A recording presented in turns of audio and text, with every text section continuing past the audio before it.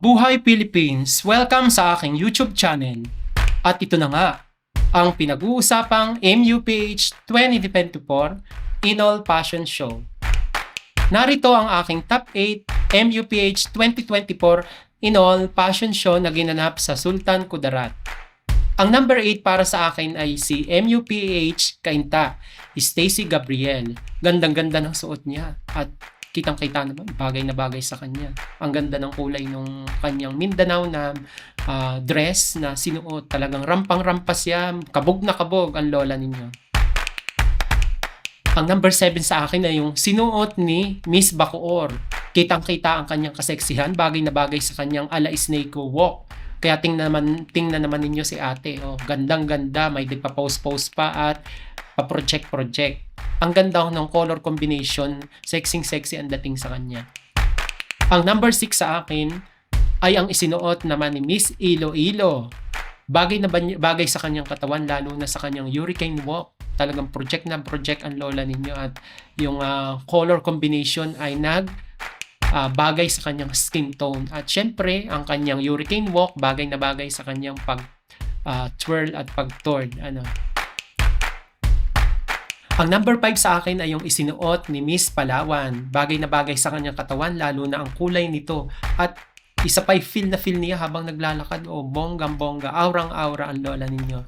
Feel na feel niya ang confidence na talagang sumasabay sa pagka-flowing ng kanyang dress na suot-suot. Ang number 4 sa akin ay ang isinuot naman ni Miss Quezon Province. Bagay na bagay sa kanyang katawan, lalo na ang kulay nito. May pagka-fuchsia, pink na may color combination. Feel na feel niya ang confidence na talagang sumasabay sa kanyang walk.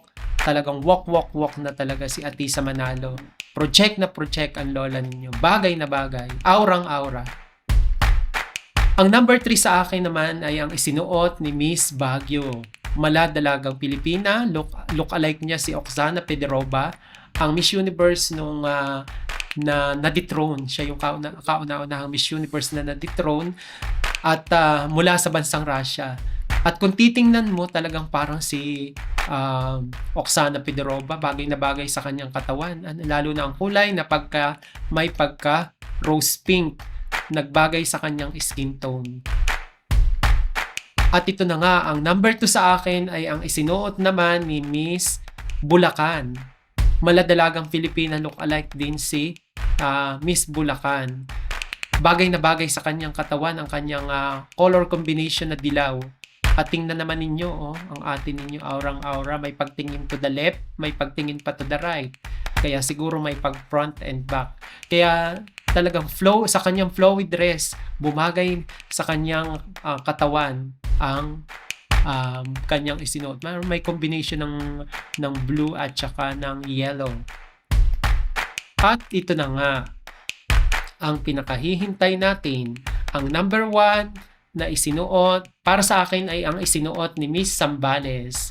Fit na fit ang kanyang green gown. Bagay na bagay sa kanyang katawan, lalo na ang kulay nito. Kaya kung titingnan ninyo, ang atin ninyo, kitang-kita ang kaseksihan at saka bonggang-bongga. At saka, syempre, sumasabay sa movement ng tugtog ang kanyang suot-suot na green gown.